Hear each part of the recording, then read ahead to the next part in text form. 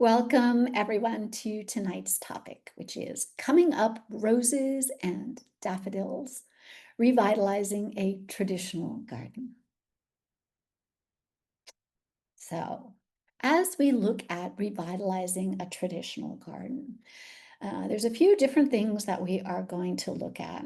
And the reason it is set up this way, this is the way we navigate our classes, is it is a reminder that everything is connected. So perhaps you came to tonight's class hoping to learn about plants or maybe creating, gathering spaces or what have you. But anytime that we are doing anything in the landscape, actually anything anywhere, we always want to look at it in the greater context. So for tonight, we're going to start out with design influences. How is it that we are designing the gardens that we do? Number two, how do they look in reality and not just, in the fancy magazines? Number three, super important, what can we do better? Number four, we do talk about the plants and plants that are considered conventional or traditional and are actually more resilient and water conserving than you might have imagined. Number five, the lawn. There's a lot of push in certain parts of the country to take out the lawn and replace it with alternatives. So we'll talk a little bit about that. And then the last piece of the puzzle, growing the green sponge. And what does that mean and why is it important? So this is a different sort of class.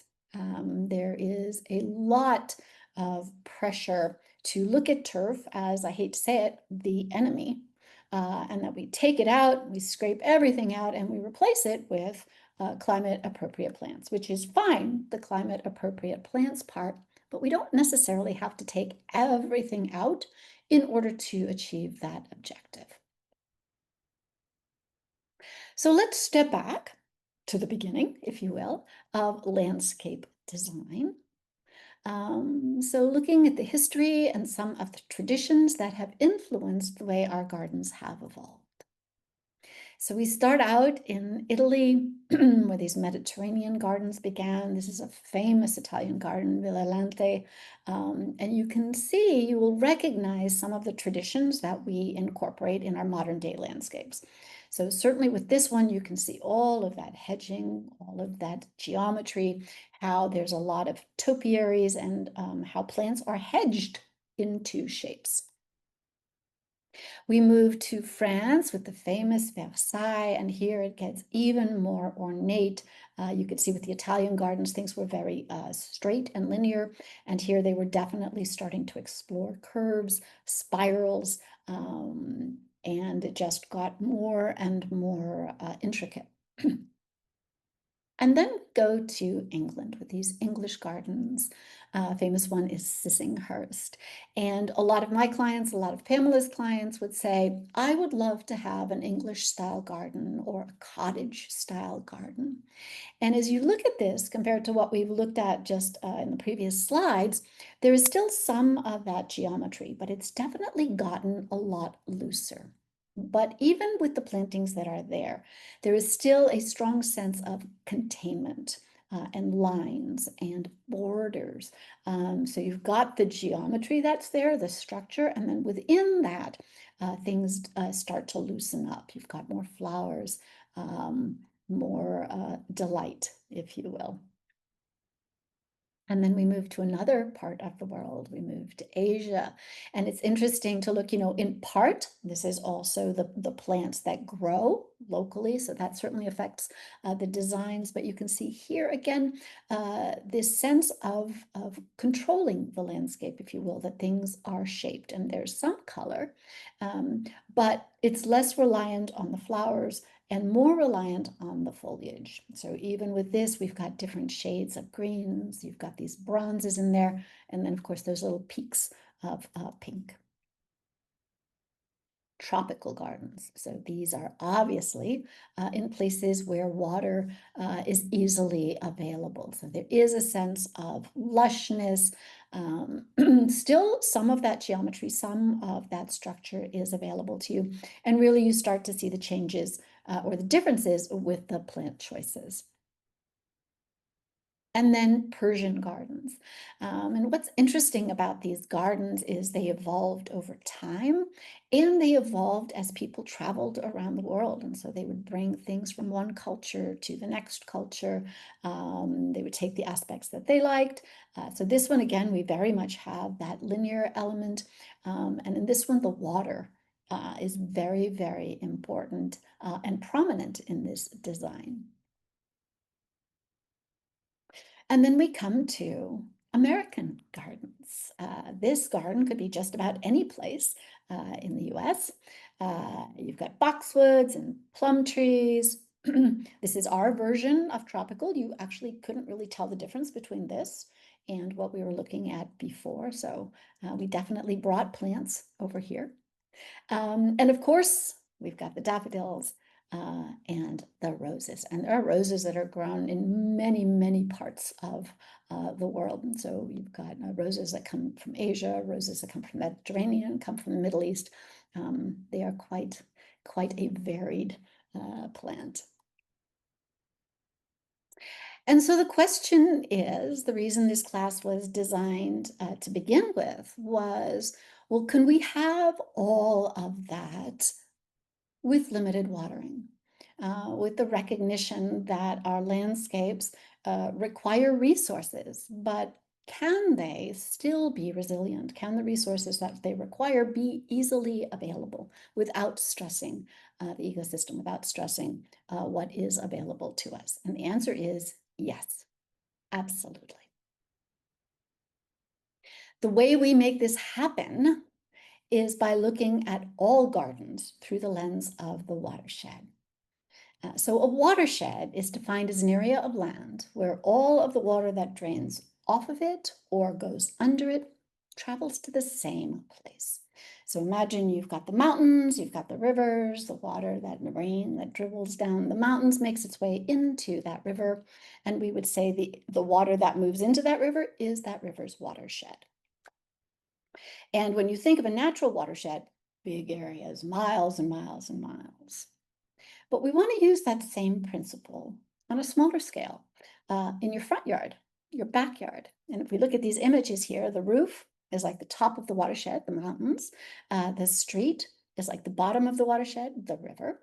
And then everything in between is within our capacity to improve.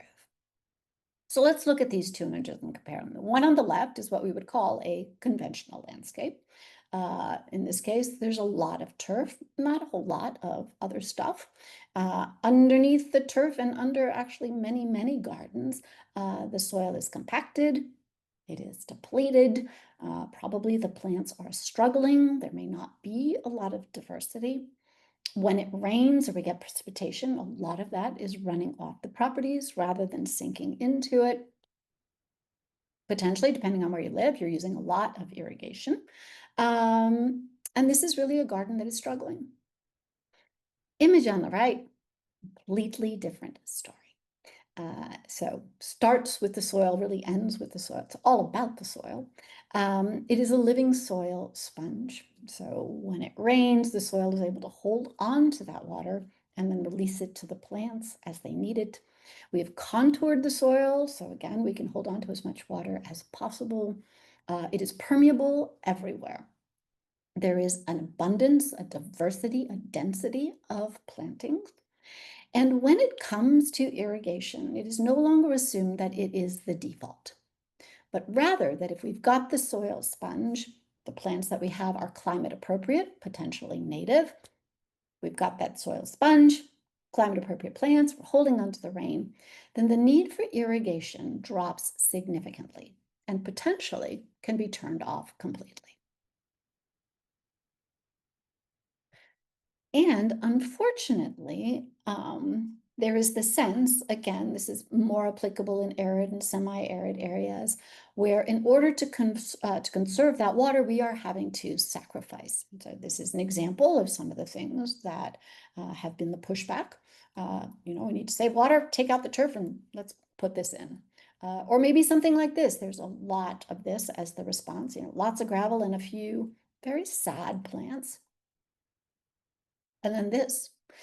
So this is literally like putting plastic bags in your front yard. or your backyard. It destroys the soil sponge. And so gardens need compost and mulch, and they need plants. So we don't save more water by having less plants, fewer plants.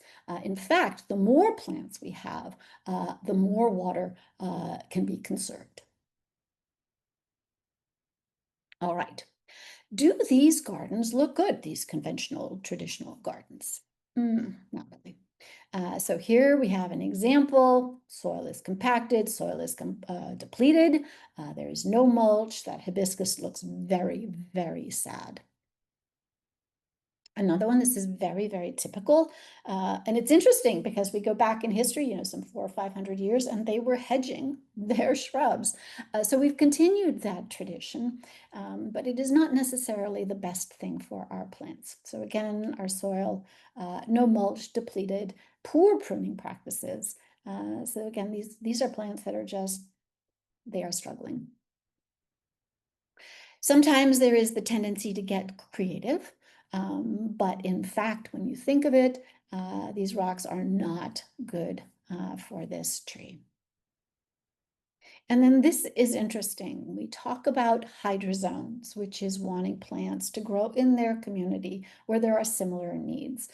So when you think of a rose and you think of a succulent or a cactus, typically you don't think that they are being watered in very similar fashions. And so as you are thinking about your garden, either the existing or what you may be imagining, this is something to consider. Poor irrigation practices. So we say that irrigation is probably the #1 thing that will kill your plants. Either you are underwatering, which is the easy one to assume, but you can also overwater. And certainly your fence doesn't need water, your tree trunks don't need water. So making sure that when you do irrigate, the water goes where it is supposed to go in the amount that it is supposed to. Took this picture here, and there's moss growing on this plant and on these roots. That is definitely an indication that there's so much water being applied, way more than this tree needs. And then you've got the opposite. So the intent was we are going to water efficiently. We're going to put down drip irrigation, but the emitter is too far away from the source of the plant. And when you put in a new plant, the roots are small. The soil that a plant comes in is way more friable, way more porous, so the water runs through quickly. So you need to make sure if you are using drip irrigation that it is close enough to that plant to actually do it some good. And then this is an example of they just didn't know what to do. So we can do better. We can do lots better. And the thing we want to shift is the way that we accomplish that. Our tendency when we think about the landscape or gardening is control. And we saw that again with those first historical slides about keeping things contained, keeping them trimmed. Um, we think about pests and it becomes, how do we kill those pests? You think about weeds, how do we kill those weeds? And we really need to shift that for the good of all, and look at it instead in terms of, well, what can I add to this garden? How can I stimulate what is already there? How can I flow with natural systems rather than blocking and thwarting and cutting off? So shifting that paradigm. Some of the things, and this is an assortment of tips and suggestions, and we'll talk about design in a little bit more. So don't prune so much. And one of the things that is great about the watershed approach to landscaping is it actually makes things much easier. So they are low maintenance gardens. They're not no maintenance gardens, but they are way less work than what we think we have to do. So we start out with not needing to prune so much. For a few reasons, plant doesn't need it. Plant didn't grow into a hedge. We do that to the plant. And so really we say the only reasons you want to prune is if it's dead, if there was a dead branch, if it is so diseased and you can't hose it off, or use, some an oil, then okay, maybe you need to prune that part of the plant off. If it's been damaged in a storm, something got cracked and it's not obviously going to heal on itself, or if it's deranged. So the idea with that is you've got, a tree or a shrub that grows into this form, and then there's one branch, that goes off at some weird angle. Okay, you prune it once.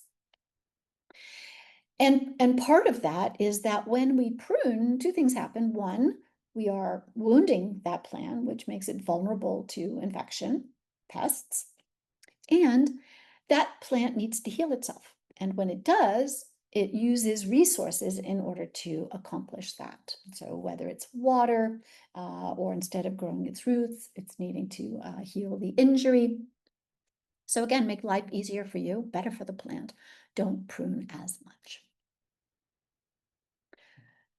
And along with that is, depending on how you want to use the plant or the role that you need that plant to fulfill, is how can you pick a plant and look at its natural shape and go, oh, this would work in this area without a lot of pruning. So if I need a border plant, if I need a hedge, then grow a plant, pick a plant that has that essential same shape, and you just save yourselves a lot of time and headache. So that was some examples there. Down at the bottom, you can see you've got a Rhaphiolepis and you've got a Myrtus. Other things, again, saves you money, saves you headaches, is get rid of fertilizers. So the big challenge with fertilizers is there's a few of them. One, they make your plants grow faster. But plants grow at a particular rate for a reason. And when they are encouraged to grow faster than their natural rate, it leaves them more vulnerable. And it's like a red flag to the pests. Oh, this is sweet and juicy and green. The other thing that fertilizers do is they disrupt the relationship between the plant and the biology that is in the soil. So there is this incredibly complex, nuanced relationship in how a plant gets its nutrients. And you get fertilizers in there, and it's like they don't know what to do anymore. It's like asking your children to live on vitamins rather than on fruits and vegetables and meat. What you do instead is you look at feeding the microbes, the life in the soil, and then let them take care of the plants. So there's two ways you want to do that. And again, it doesn't matter what you are growing. You can be growing trees, roses, bulbs, edibles, succulents. Everything has biology in its soil. So how do we stimulate that? Compost. Compost primarily makes its way down into the biology more quickly. It's finer, it looks like soil, it smells like soil. You can put it on top of a landscape, or you can actually mix it in. What do I want to tell you about that? It does not smell like manure. You need to make sure it is completely composted so it smells yummy and boosts that microbial activity and is incredibly beneficial in holding on to moisture. So again, no matter where you live, whether it is drought or floods, the soil's ability to hold on to water is really important. Then on top of the soil, we put mulch. So mulch is not broken down the way compost is. You can recognize those bits and pieces. You put 3 to 4 inches on it, and it helps keep the soil cool, helps keep it moist, helps control the weeds. And as it breaks down over time, which you want it to, it turns into compost. So it feeds the biology. So every so often you are potentially adding a little bit more mulch. Maybe you're getting natural mulch from trees, dropping their leaves, or shrubs as they go dormant. But certainly you want to make sure that you always have that 3 to 4 inches. Trees love mulch. So really, don't blow it away, don't rake it away. Keep that in place. What you do kind of want to keep an eye out for is you don't want too much mulch right up against the trunk or the stalk of a plant. You want to give it a little bit of breathing room. and encourage biodiversity. Nature loves diversity.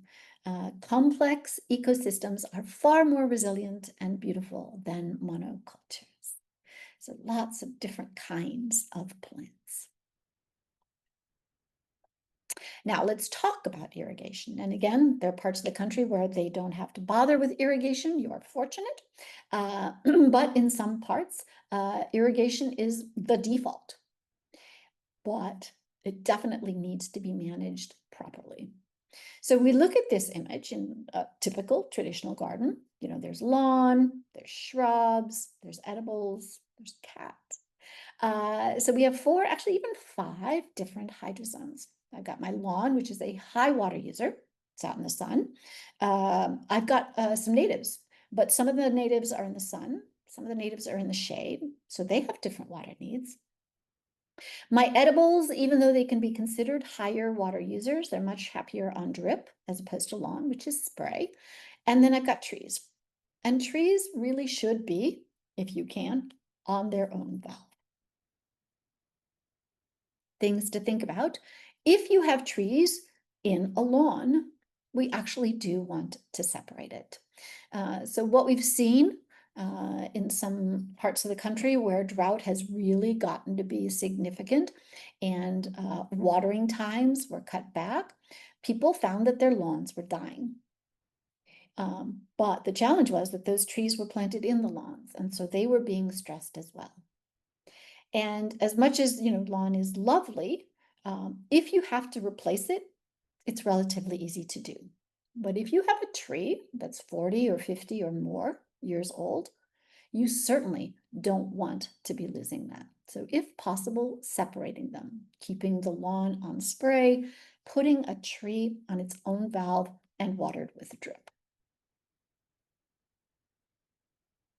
If you've got shrubs, transitioning them to drip. So we've got some typical gardens here. We got typical plants, agapanthus and roses and pittosporum and lawn.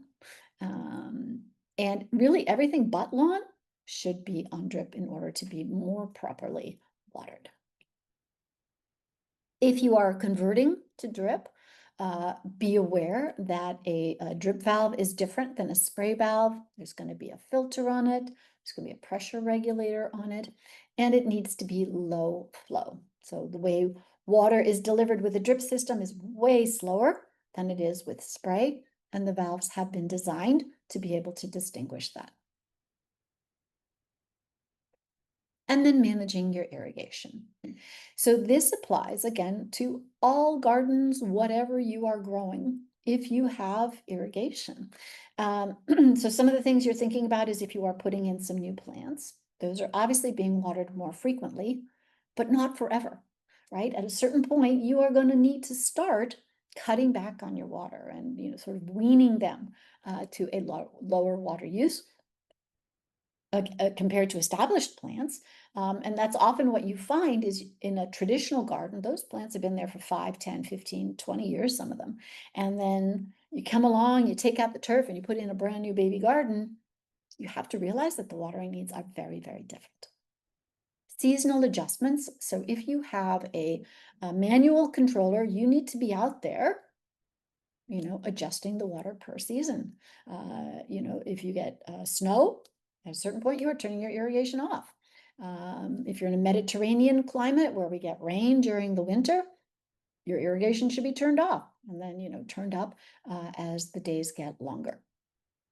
And then again, depending on where you live, if your climate is accustomed to rains in the winter and you don't get those rains, then you need to be irrigating at that point. So it is understanding your climate, what is happening to the weather, and then, you know, making those adjustments to the irrigation. It is not a set it and forget it. Better yet, get a smart controller, and then it will do all that hard work for you. One of the big problems that we see with lawn especially is that you're watering for maybe, you know, 5, 10 minutes. And about halfway through that, the water actually starts running off. In part because the sprinklers are applying water too quickly, and also because there's probably buildup in the grass. So a lot of that water is running off. One of the ways that you can manage that is what we call cycle and soak. So if you were going to irrigate for, let's say, 8 minutes, I'm making the math easy here. I water for 4 minutes. I turn it off for, let's say, 60 minutes, and then I run it again for another 4 minutes. So it gets the total of 8 minutes that it needs, but much more of that water is actually getting into the ground. All right, we are now going to get into our roses and daffodils. All right, so let's take a look at some what we would call typical conventional plants. Roses. Roses work just about everywhere. As I said earlier, they come from all different parts of the world. They have different hardinesses, obviously different colors. There's heirlooms and hybrids, and they're rose experts. They are a great addition to the garden, and they can be so much happier and healthier. People think that roses are a lot of work, and they can be, but we can also make things a lot easier for them. So this is everything that we've already talked about, which is the healthier your soil is, the happier your roses will be. Less disease, more blooms, more resistant, more drought tolerant. To help with that, you're adding compost and you're adding mulch. You are watering with drip. They're not crazy about being sprayed on. We're keeping the roots cool, which we do with the mulch, and which we do with underplanting. So I don't know how many gardens I've gone out to when I'm designing, and you've got some rose bushes and a bunch of bare soil underneath them. That is a neglected rose. They are so much happier, so much healthier when they are in community, like people. Here's some great things to underplant under rose. And again, depending on where you live, there may be other choices for you. You've got your catmint, you've got a fruity germander, ground morning glory, oregano. You put all kinds of herbs under roses. And the idea with these underplantings is, again, they help keep the soil cool, but they are also attracting your potential predators. They're bringing in the ladybugs, they're bringing in the praying mantis, that will potentially keep some of those pests under control in a natural way. This is another one. They grow all over the place. Daylilies, bloom like crazy, come in all different colors. Things to think about is every now and then they can, do with a little bit of cleaning up, and they are incredibly easy to divide. So a great thing to have in the garden. Another one is the agapanthus. These are very resilient. They work in partial shade. They work in the sun. They make great cut flowers. Those great big strong stalks. They come in whites. They come in blues. They come in cobalts. Lots of options there. Again, they are easily divided. Then you've got the Peruvian lilies. And all of these plants, so this is what's interesting about these plants, is that you'll look at some of them and go, oh, don't those need a lot of water? Or we assume, because they're not natives, that they need a lot of water, but that is actually not the case. So these Peruvian lilies, again, great cut flowers, lots of different colors. They are winter deciduous. So at a certain point, they will start to die back. So, maybe you don't have huge areas of them, but they are interplanted. There's a ground cover, so that when they do go dormant, there's other things that can potentially stay.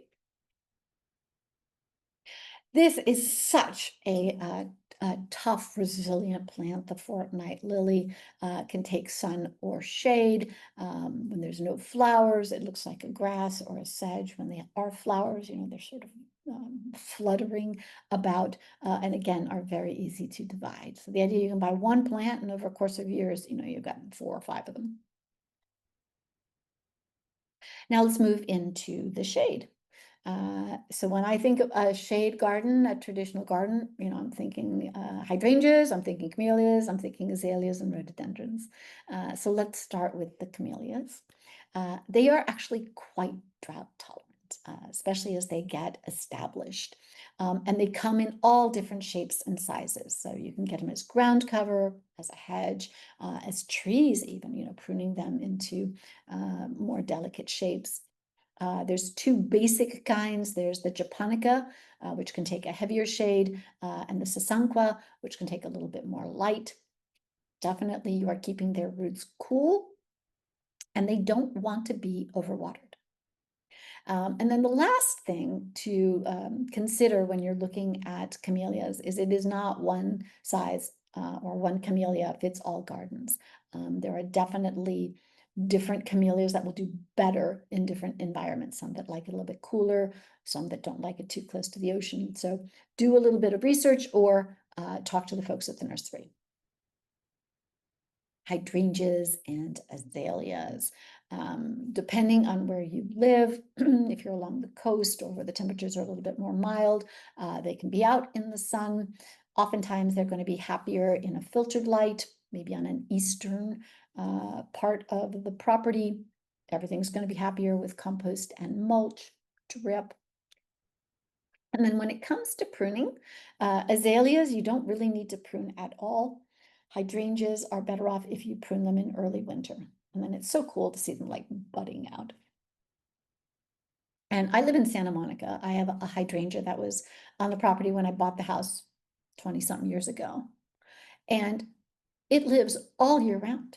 I don't water it, I don't irrigate it, and it just comes back year after year and does its thing. So they are, again, when they're established, incredibly resilient. Ferns. So certainly if you live in an area where there's moisture, then you can go to town with ferns.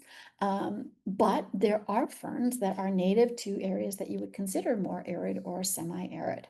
And that's actually one of the hardest conditions to find plants is dry shade. We can do moist shade, till the cows come home. Dry shade, a little bit more challenging. So in this case, you've got the woodwardia, which does well under those conditions, and the polysticum.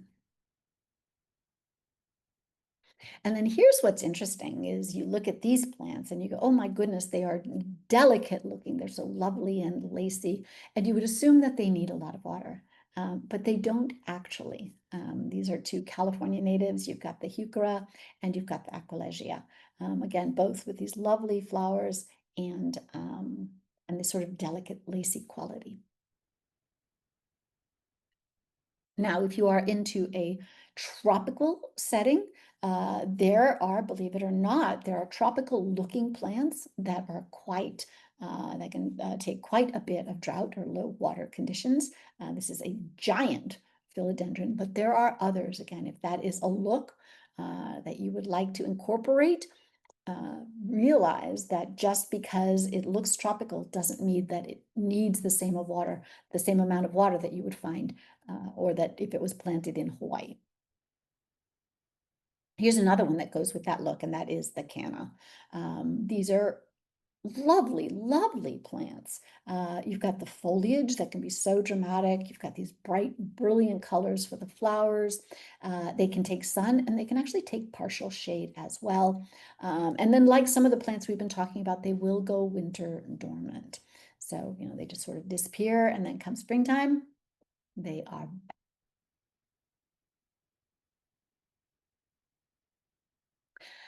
Now let's talk a little bit about boxwood and hedges. So when we first started out, those gardens were all hedged.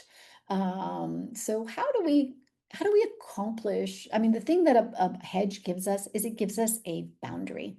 It gives us a perimeter. It contains a space.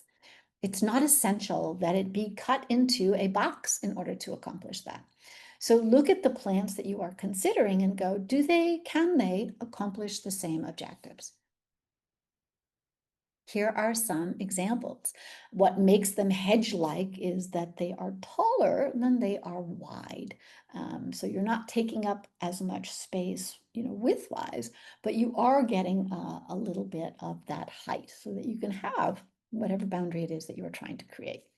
So we've got a African boxwood. So it's called boxwood, but it's not related to the plant. Escallonia, this is one of my favorite plants. The there's like this green maroon thing that happens. There are little ones, and then there are larger ones to pick from. The mock orange, the pittosporum. So there's lots of different kinds of pittosporum. There's ground cover ones, there's definitely taller ones.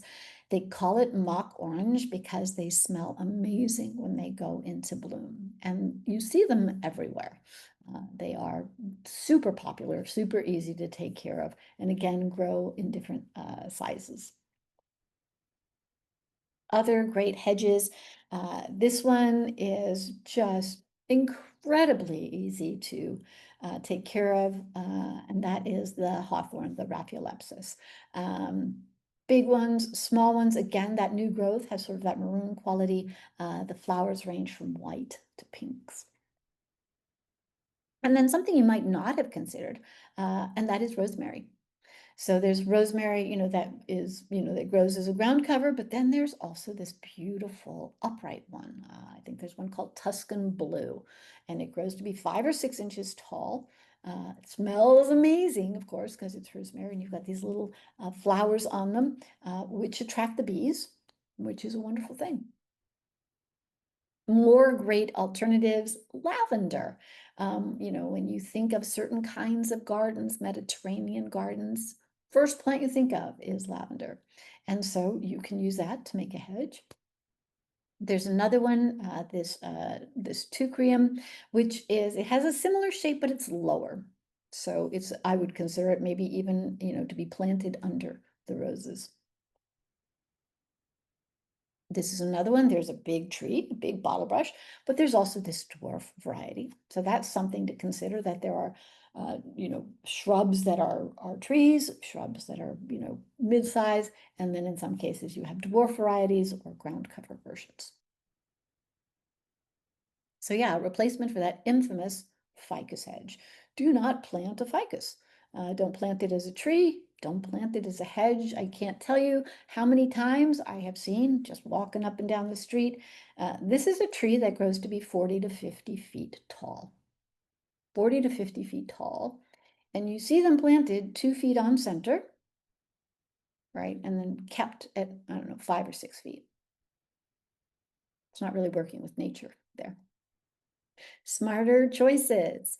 You've got this podocarpus, which is great, can take sun and shade, grows pretty quickly, and it has that sort of narrow, tall-ish. This can also get to be quite tall, but easier to manage than a ficus. And then the bay laurel, you can pluck off leaves and put them in your soup or your stew. So the idea that what you plant can have multiple purposes as well. Go native. So depending on where you live, what are the native plants in your area, in your community, that you can bring into the garden that will thrive? So you've got a wax myrtle here, Catalina cherry.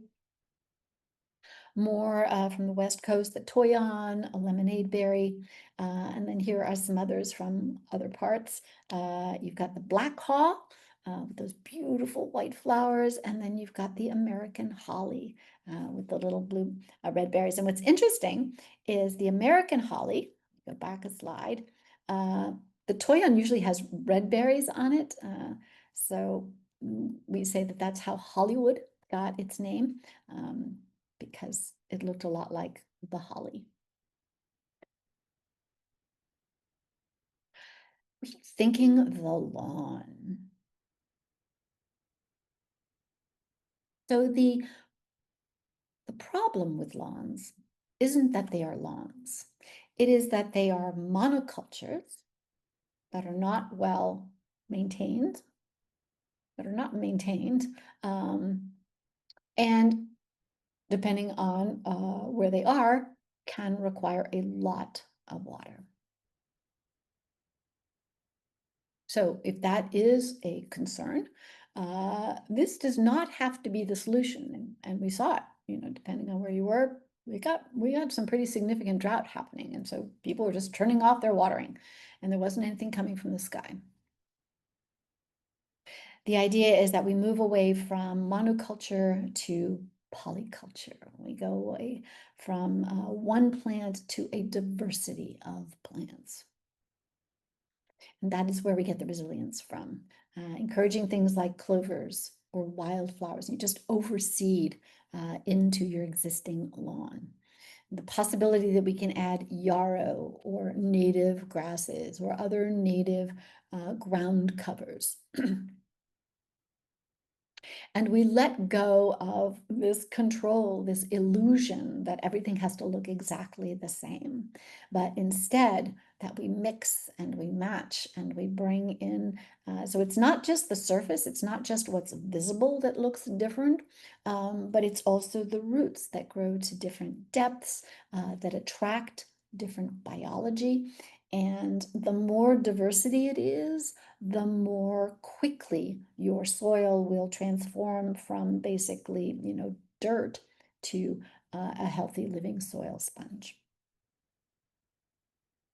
So it's ironic that these plants here, which are often considered weeds, are actually incredibly beneficial to the landscape. This is where the poisons go to spray them, with herbicides to get them out of your monoculture. And so the idea that we add to the turf, let me go, what can we encourage? So forbs are vital in so many different ways. They are important in terms of breaking up compaction. They are great for fixing nitrogen. Each one of these plants has very particular benefits that it brings to the garden. Weeds are actually nature's healers. So you will see weeds often in soils that have been disturbed or in gardens that are depleted. The healthier the soil becomes, the fewer the weeds, and possibly different weeds. As one problem gets solved, in comes the next one, take care of the next thing. But again, the healthier your soil, the fewer there will be. And if they do pop up and you don't want them, they are easier to remove. We're going to talk about other kinds of ground cover. So if you are removing your turf, or if you don't have turf to begin with, how else can you get that sensibility? So we've got different kinds of low-growing shrubs here. The yellow flowers are the sundrops. The gray silver one is a cotton lavender. Thyme, again, this idea that you can work with different thyme, not different times, with different herbs, either as ground cover or put pavers in between them. Certainly this thyme the bees absolutely adore. And if that is something that you are truly concerned about, like you're allergic to bees, you can always mow it before it goes to flower. Then this one's fun, pussy toes, gray, very, very drought tolerant. It's what they call steppable.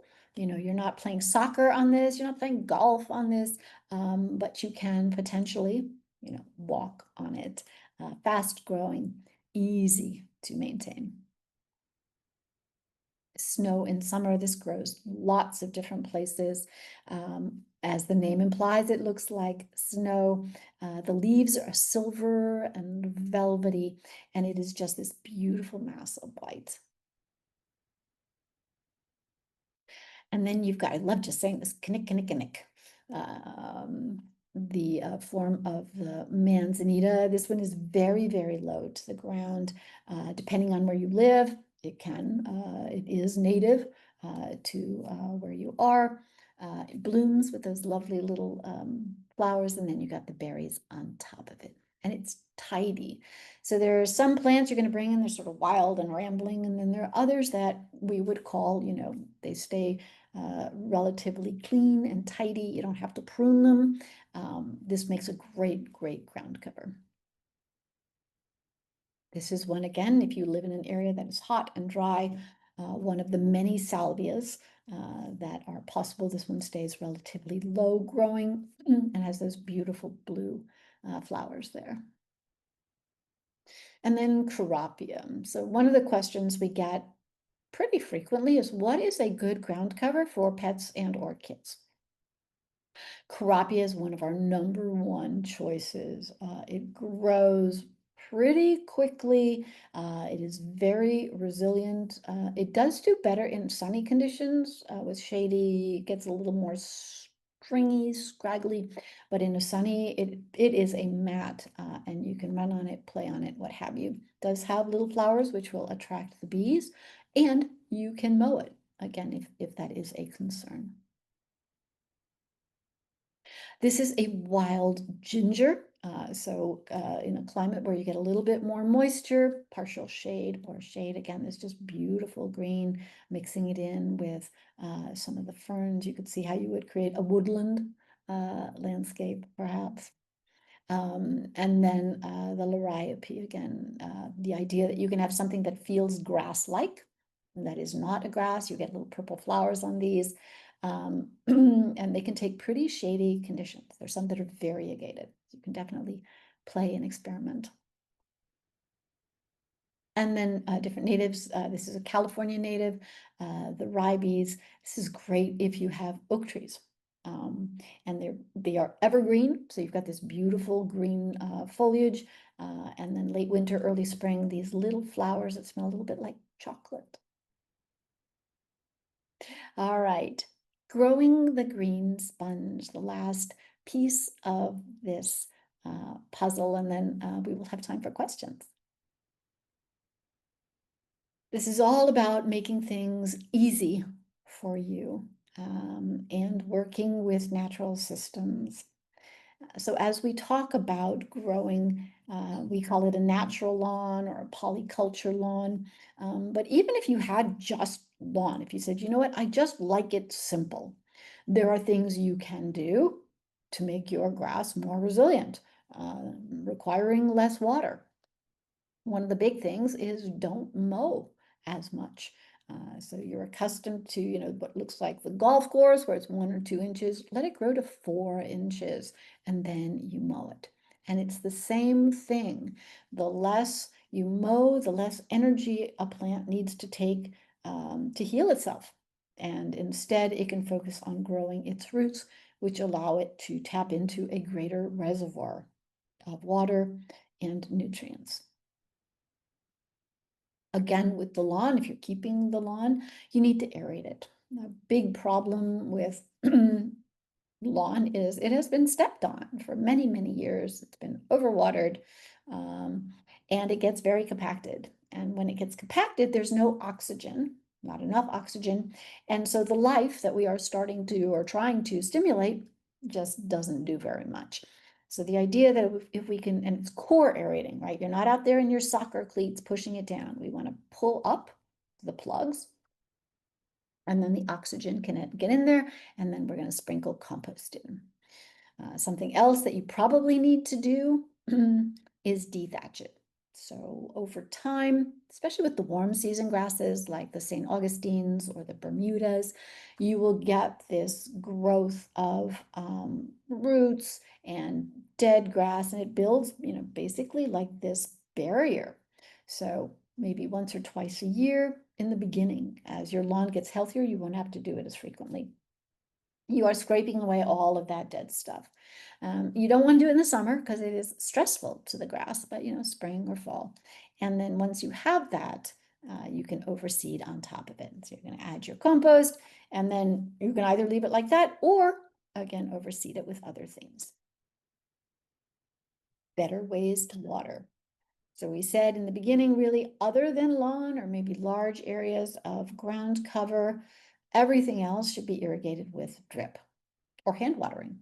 But if you are using an overhead system, then at least make sure that the nozzles are as efficient as possible. So down in the lower right-hand corner, what you'd call your conventional spray, lots of overspray, not very efficient. If you can, switch it over to these multi-trajectory rotating nozzles. You can literally see the little fingers of water. The drops are bigger, they are heavier. So there's more of that water that is actually getting into the soil rather than running off.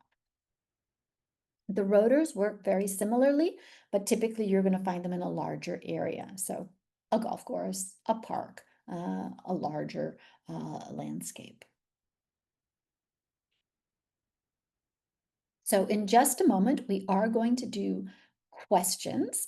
It looked like there was activity in the chat, so we'll find out in just a moment, but you can certainly ask questions now. And before we do that, just a reminder that at Watershed Wise, there's lots of other classes. So we do these about once a month, inviting people to come ask their questions. We've got classes on herbs, on working with containers, on doing landscapes that, if budget is a question. So yeah, come visit us and check it out. And I see that Pamela has invited our attendees to join us. That is very cool. I figured Why not? it would be a fun thing to do. If anybody had a question that they wanted to ask live, they could just unmute themselves and ask it, or put up their hand, raise their hand and ask it. There were two questions during the presentation. One was about pruning trees, and I think it was, well, what do you mean?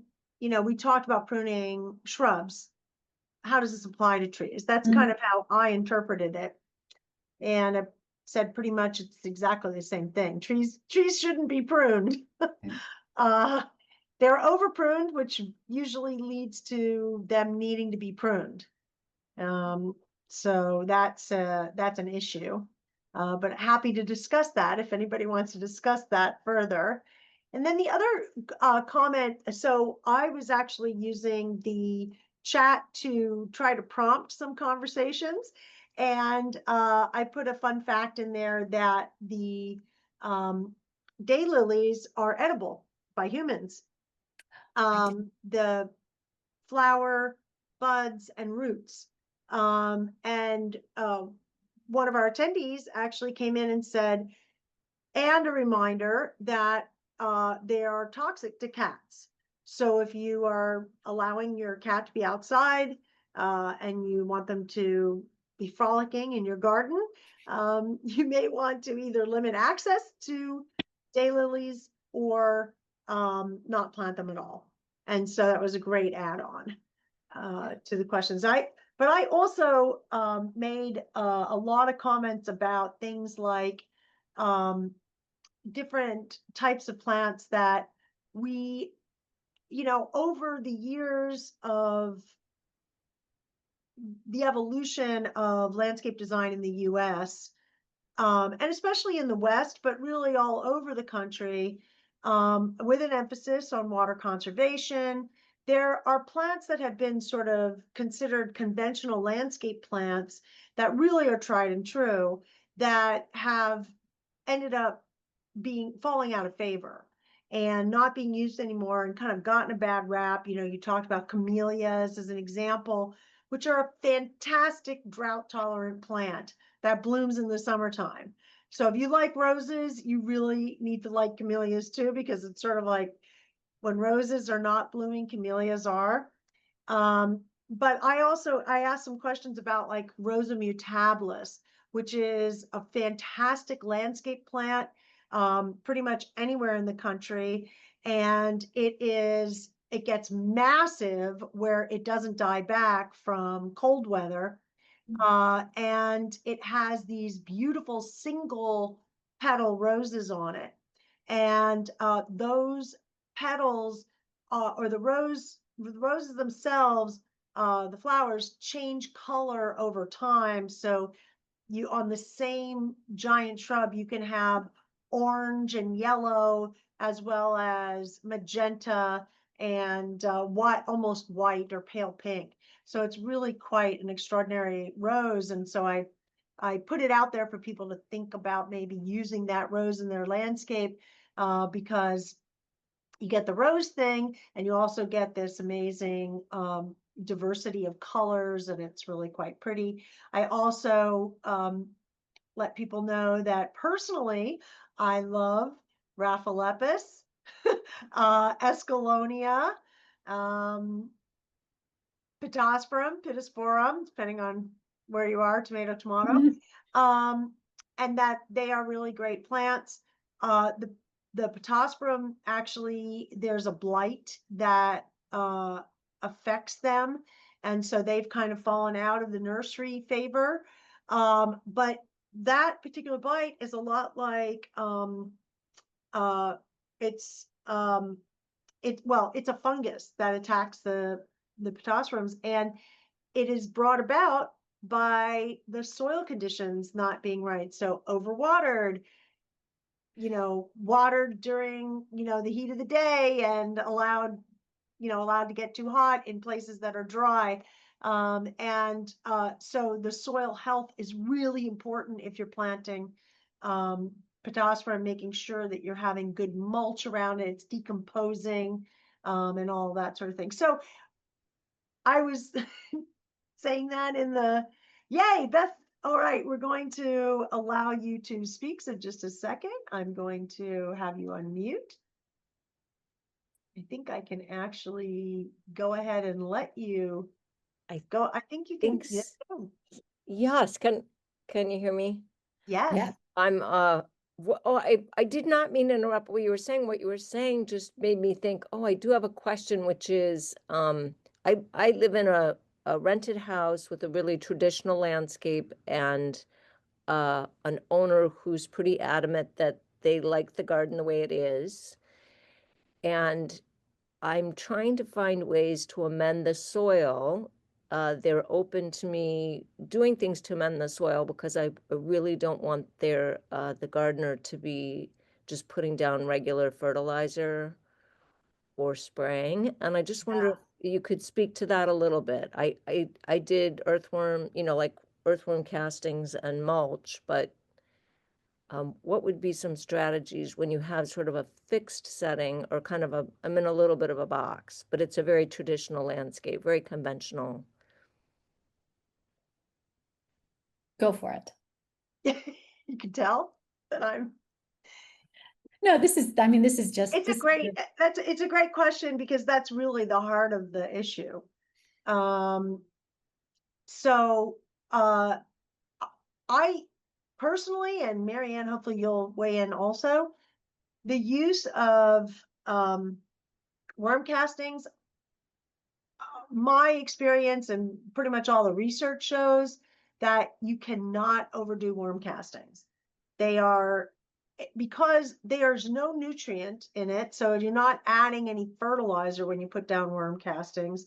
What you're adding are enzymes and really highly digested uh, organic matter that is perfect food for microbes.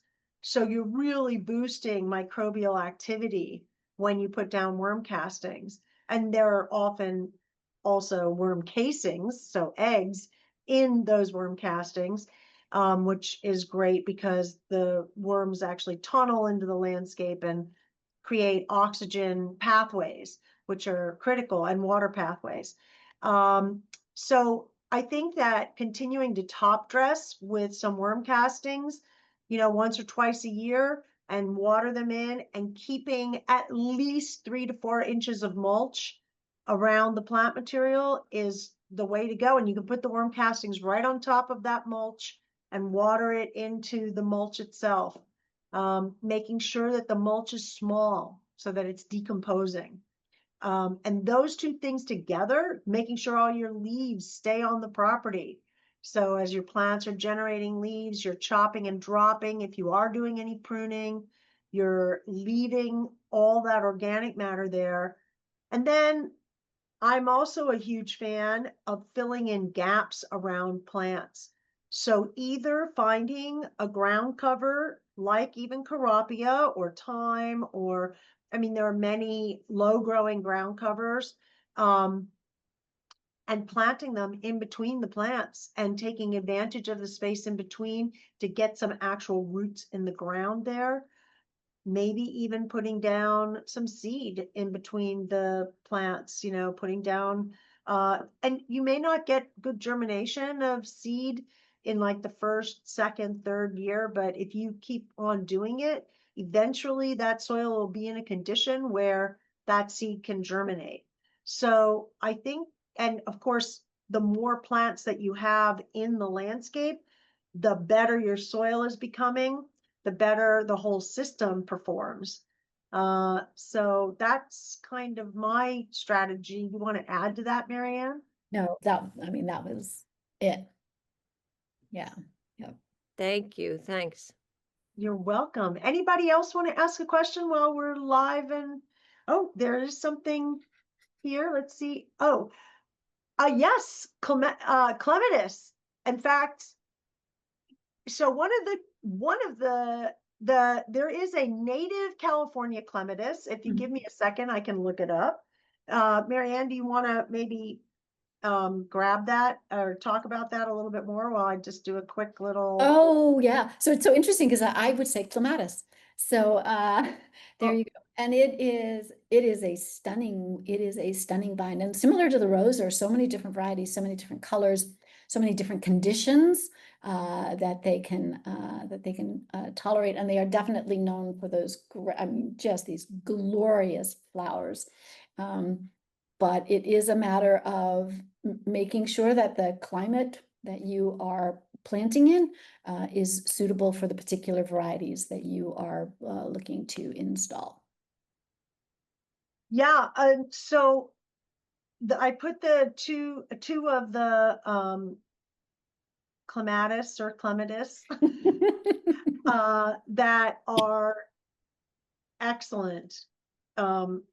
Especially the first one, the Lasiantha. That is, you hike in the chaparral and it's there. No one's watering it. But also in general, using clematis, okay, the strategy is that the roots have to be cool. So pretty much for all clematis, what you're seeing is they're growing out of like the middle of these shrubs. They're not kind of out on their own, going across the ground or anything. They're almost always completely surrounded by a shrub, another shrub that has dropped leaf litter on the ground. And in your garden, you follow that strategy. So you can plant even ones that are not varieties that are not the native clematis, but make sure, first of all, that you have plenty of mulch around their base, that they have something to climb up or scramble up on. That's, very clear. It's kind of getting them out of the ground cover, but then plant densely around their base. So, Marianne showed a Teucrium cassonii, which is like a little low growing rounded Teucrium. Perfect to have clematis there because it just kind of covers up the base. It covers up, it'll grow up tall enough, few inches to just kind of cover the bottom of the plant, and even taller things as well. Kind of cooling off and protecting that base. And then each year you will be cutting back that plant by a third, maybe, and chopping and dropping, or maybe even more, actually. You could almost cut it almost to the last bud, depending on how established it is. And then chopping and dropping that on the ground right around it. Also kind of building up the organic matter there. So yeah, I've had massive success with it in very dry conditions, which is all surprising. And I think this is really something that's interesting for us to discuss about these gardens with roses and daffodils and all these other things that, are associated with very high water conditions, is that the way that water use is determined in our irrigation science is plants are grown in monoculture, and then their water requirement is evaluated. So you rarely see gardens that are grown as an ecosystem, as with all these things together, evaluated for their water usage as a whole. And what happens really is when you plant a garden and it's densely planted and it's mulched and it's living and really decomposing actively, and so forth, and plants are growing actively, you reduce the overall water use of the whole system, and things like clematis fit in. Plants that are conventionally thought of as being, water hogs are perfectly happy in those conditions without significantly more supplemental water. They just go along with the rest of the group. So Yeah, it's fascinating. it's a kind of, it's a real flipping gardening on its head. Yeah. Yeah. And not thinking about, are we planting a garden to then have an irrigation system? Or how about if we just plant a garden and we try to work it without an irrigation system or with minimal irrigation? What happens then? And surprising things occur in gardens like that. I think there was one more question. Oh, is there? I don't see it. Where is it? Oh, here we go. Oh, so this is the yes, so this is I'm gonna put it in so that everyone can see it. The thing is, I can't edit the Q&A, so that's why I ask people to put the question into Q&A so everyone can see it. But here we go. So this is from Virginia. Thanks for asking. That you have an avocado tree and you'd like to plant other things near it. Do I need to pick other fruit trees? What trees would I recommend? Okay, well, I'm going to throw this over also to Marianne. I would just have to say that your avocado tree is like the big mama or big daddy in the landscape. Its root system, I mean, it is designed to be a resource hog. So it will take every single resource you can possibly give to it. And its leaf litter is kind of stifling to other plants. Its giant shade canopy can be stifling to other plants. It's not so much that its root system is, even though it does have a giant root system, because roots actually share resources, but it's more about the way that it grows into like a shade producing and a lot of leaves that don't decompose easily dropping on the ground. So those two factors are going to limit, perhaps the kinds of plants that you can have around it. What do you think, Marianne? I can't think of another tree per se that would be very happy under it. Right. Yeah. Um, I think that's it is you're probably looking at planting things on the perimeter.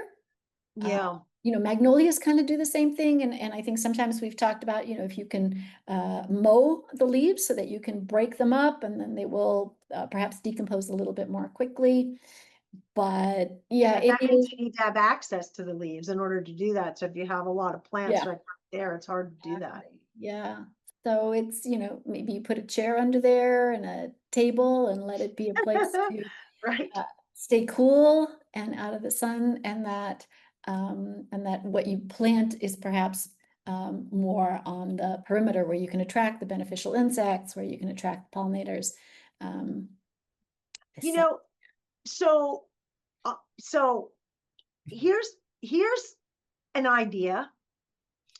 Consider planting in containers, first of all, knocking the bottoms out of the containers and placing them on the ground, or even burying them just a couple inches in the ground so that you actually have this like root area that whatever you're going to plant can grow in without being inhibited by the roots of the avocado.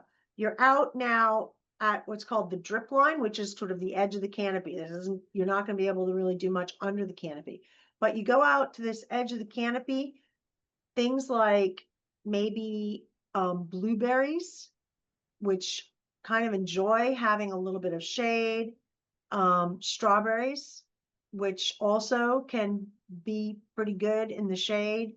I'm trying to think of other shade loving Well, depending on where you live, the ribes ribes. Yeah, is you a maybe, I great. mean, there are ribes really all across the country. Yep. Ribes, I mean, possibly things like choke cherry, if you're in that Mhm. part of the country. Um, The liripe is a great one. what? The liriope. But not edible. No, oh, no, no, no, no, Right. no, not edible. I need to pick other, oh, yeah, not edible. Actually, you're not saying that you have to have edible. I'm thinking edible. Oh, I'm always Yeah. thinking edible. Um, yeah, so that the key is being out at the drip line of the tree. The Mhm. drip line is the edge of the canopy.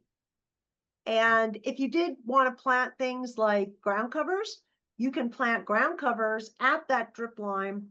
And if the plant is able to tolerate the leaf drop and the shade that's created by the avocado, it will grow into that space.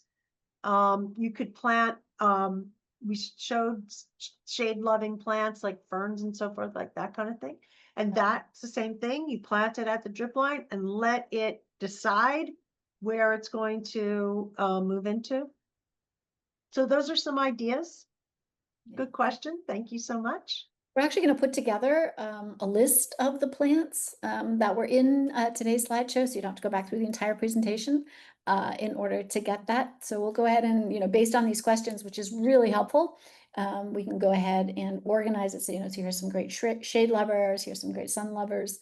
And then it really is it is a pleasure to do the research, to go to not the big box stores, but your local nurseries and see what's growing there. And, if you're into the native plants, what are the nurseries that are growing the natives and finding out what works in your, what works in your neck of the woods.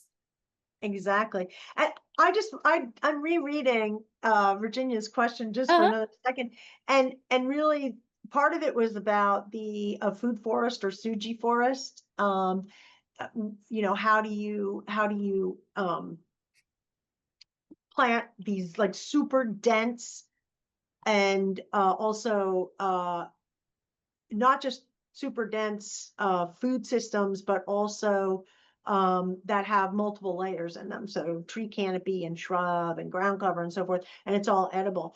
And one of the things about that is they work better when you're doing it from the beginning.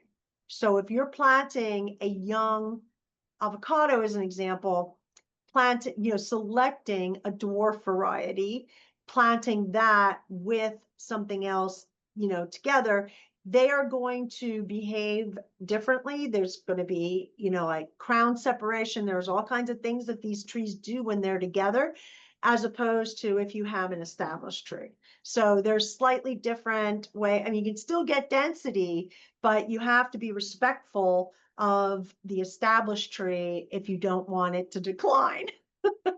I never thought of that, but it makes perfect sense. Even the one slide where we talked about the hydrozoning, where you had the big prickly pear there, and then you had a rose. Yes, Even though we said it wasn't correct, both of those plants were doing just fine. Um, right. so they've kind of figured out how to live together. And whether a seed got dropped or somebody got something for Christmas and stuck it in the ground, we will never know. But yeah, I mean the rose was blooming and that little cactus was just doing his thing. So Yeah. And also, honestly, birds and squirrels and um, things like that are sometimes the very best designers, because they're in the habitat. And of course, if they're dropping seed, it's because they've eaten them somewhere else, but they're using the habitat, which is why they are there. And things end up being planted. I mean, there's sort of related to this is one of the most important creatures in prairie restoration is creating habitat for field mice, because the field mice create little pockets of the grass seeds and other plant seeds, and those become a seed bank, for the prairie restoration. So it's like these animals actually, could create quite lovely gardens, and it works. And the only reason it doesn't work is because we are imposing an irrigation system, on the on the system. So anyway, Yeah. Well, thank you so much for joining us this evening on a Monday night. Hopefully, you were inspired to go back and look at your traditional garden and go, wow, there's so many ways that you can improve it. And thank you, Pamela, for being such an amazing co-host. I always learn something. Field mice. I didn't know well, that. yeah, well, Um, we're always learning from each other and from the people who attend. So keep attending. Yes, yes. And we'll probably send out the recording a little later this week. Everybody will get a link and hopefully we will see you again. Have a great evening. Bye.